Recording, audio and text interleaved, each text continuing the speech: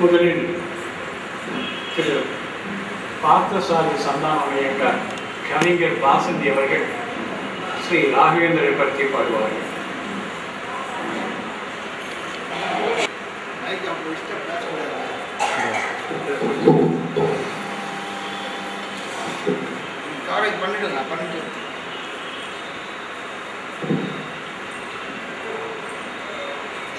மூன்று நாட்களாக நேற்றைய முன்னிருந்தம் சங்கரர், நேற்று ராமானுஜர், இன்று மதுவர் ராகவேந்தர் நல்ல சொற்பொழிவு.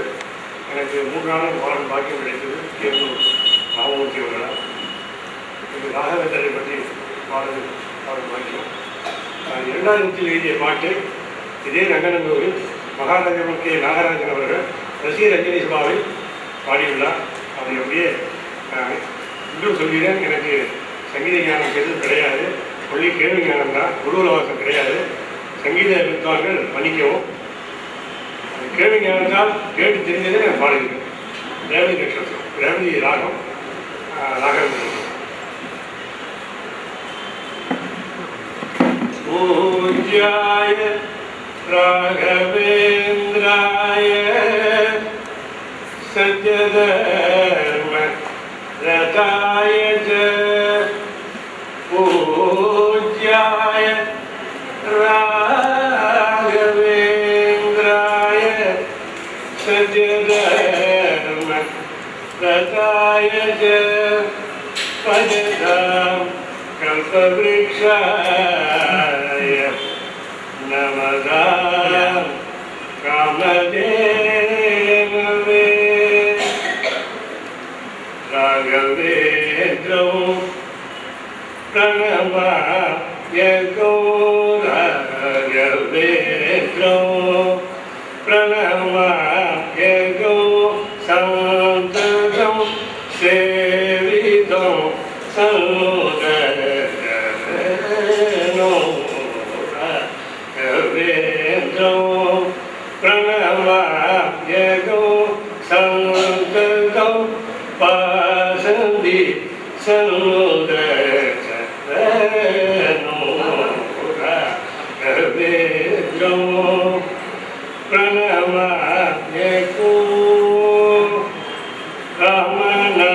ராமநாமாதிதோ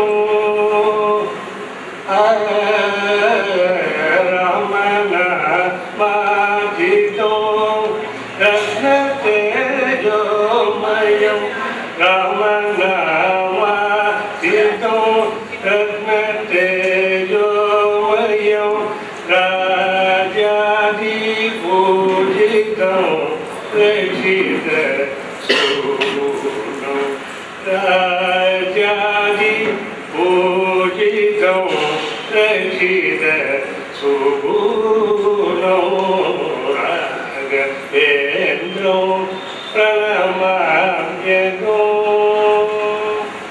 மந்திராலய வாசம் மந்திராலய வாசம் மந்திராலய வாசம் நித்யமகோத்சவம்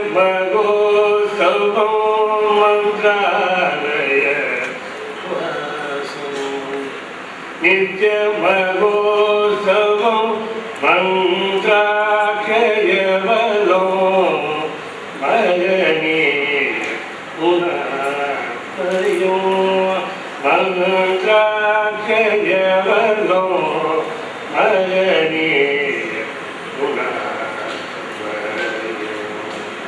துளசி மாடோ அந்த ஜானோ துளசி மாடோ அந்த ஜானோ துளசி மாடோ அந்த ஜானோ தொட்டரி வாரகோ சிஷ்டபரி தொட்டரி வாரகோ சிஷ்டபரி ராகவேந்திரோ பிரணமாம்யகோ ச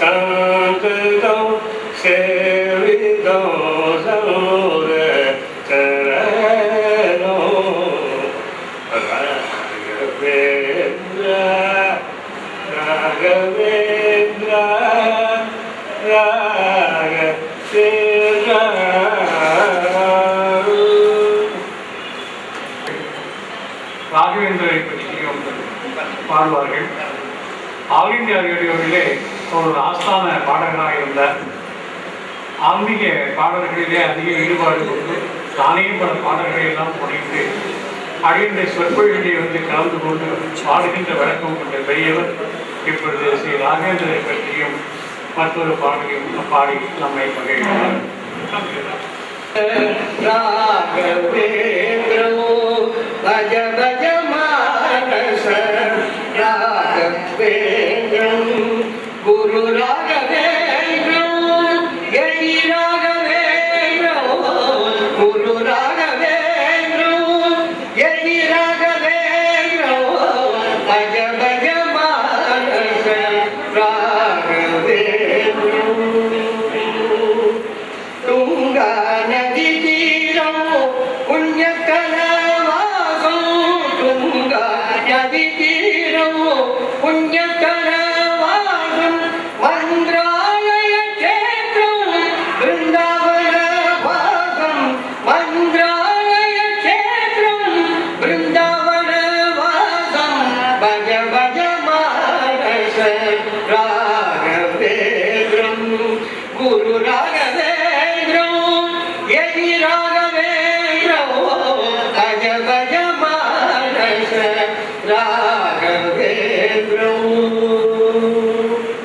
தீன ஜன பிரிய கானரச பூர்ணோ தீன ஜன பிரிய கானரச பூர்ணோ பிரகலாத அவதாரம் சிந்தித ரூபம் दीन जन प्रिय गानरस प्रह्लाद अवतारं चिन्तित रूपं वागुण संगम गुणशील रागो वागुण संगम गुणशील राम मृत्युग कलियुग परमौषधो मृत्युग कलियुग परमौषधो भज भज मानस राघवेन्द्रं गुरु राघवेन्द्रं यति राघवेन्द्रं भज भज मानस भज भज मानस भज भज मानस राघवेन्द्रं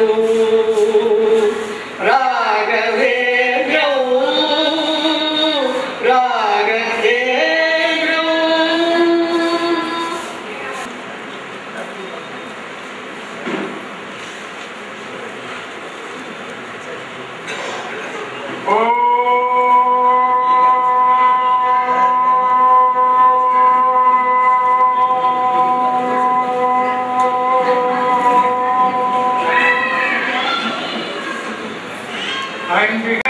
ஐந்திகரத்தனையாய் முகத்தனை எஞ்சின் இளம் பிழைவோம் ஏற்றனை நம்பி மகந்தனை ஞான குழந்தையை குந்தியில் வைத்தடி ஓட்டுகின்றேன் உலகம் யாவையும் தாமுலவாக்களும் நினை பெருத்தலும் நீங்களும் நீங்களா அழகிலா விளையாட்டுடையார் அவர் தலைவர் அண்ணவர்க்கே தரணாங்களே. பக்தியுடன் தமிழையும் கடந்து ஊற்றி என் தாயார் தங்கம்மாளின் திருவடிகளே சரணம். ஆச்சாரியன் அடி போட்டுகின்றேன். பரித்ராணாய சாதுனாம் விநாசாய சக்ருத்கிருதாம் தர்ம சம்ஸ்தாபரணார்த்தாயே சம்பவாமி யுகே யுகே சம்பவாமி யுகே யுகே. விஷ்ணும் ஜிஷ்ணும் மகாவிஷ்ணும் பிரபா महेश्वरम् अनेक रूपदैख्यान्तं नमामि पुरुषोत्तमम् वसुदेव सुतं देवं कौंसचानूरमर्दनो देवहि परमानन्दं कृष्णं वन्दे जगद्गुरो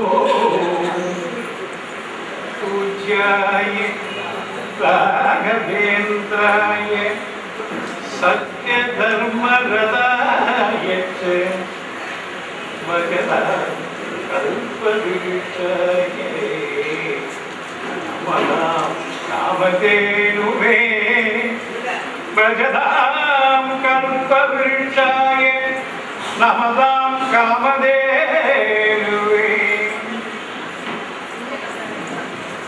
சனாதன தர்மம் வேதங்களின் அடிப்படையாக எழுந்த பாரத தேசம் அவ்வப்பொழுது ஏற்படுகின்ற சோதனைகளை களைவதற்காக அநேக ரூபத்திலே பகவான் அவதாரம் பண்றார்.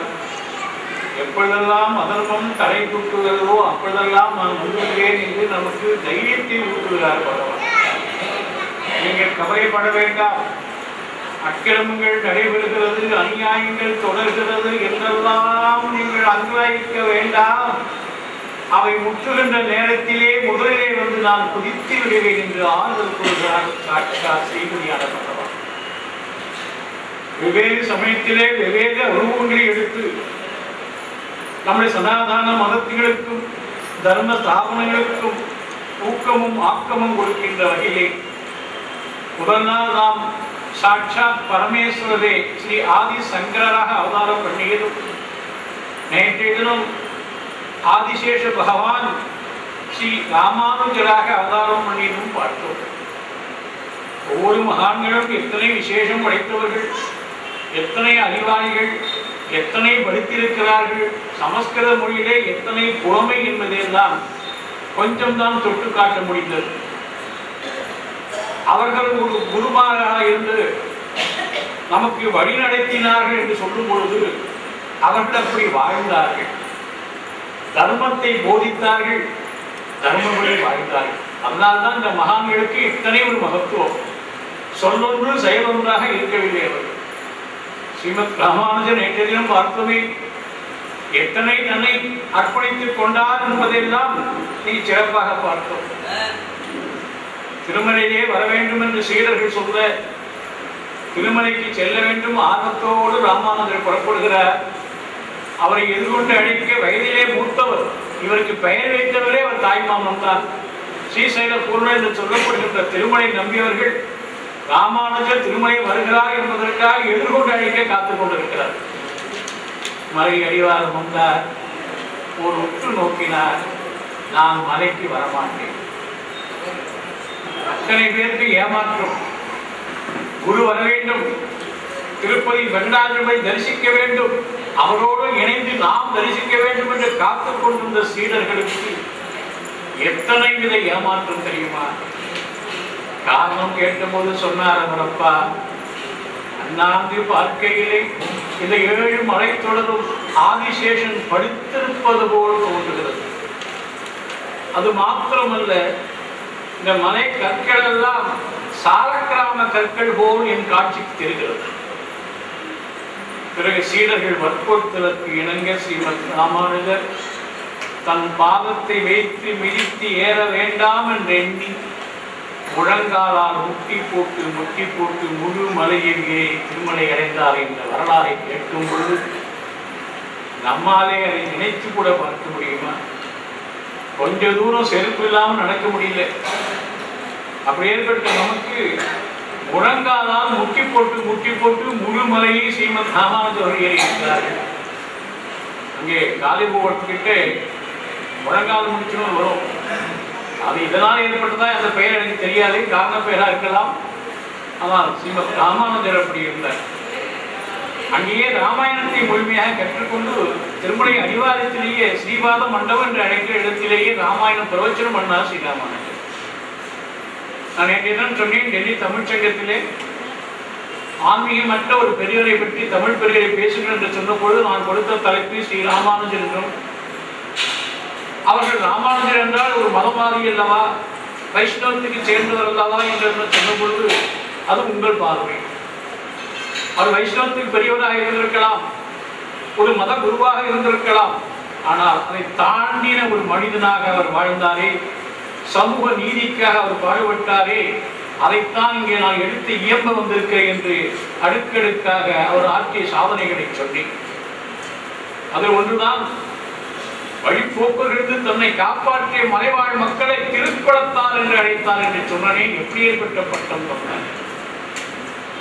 அந்த சம்பத்குமாரன் விக்கிரகம் ஒரு இஸ்லாமிய பெண்ணிடம் இருந்து விட்டது என்ற பொழுது அந்த விக்கிரகத்தை கொண்டு வந்து, அதனால் விக்கிரகத்தை இழந்த அந்த பெண்மணி ஓடோடு வந்து கதறிய போது இஸ்லாமிய பெண் என்று தெரிந்தும் அந்த கற்பக கிரகத்துக்குள்ளே அனுமதித்தாரே, அங்கே அவர் நிச்சயமாக மதத்தையும் பார்க்க வேண்டும்.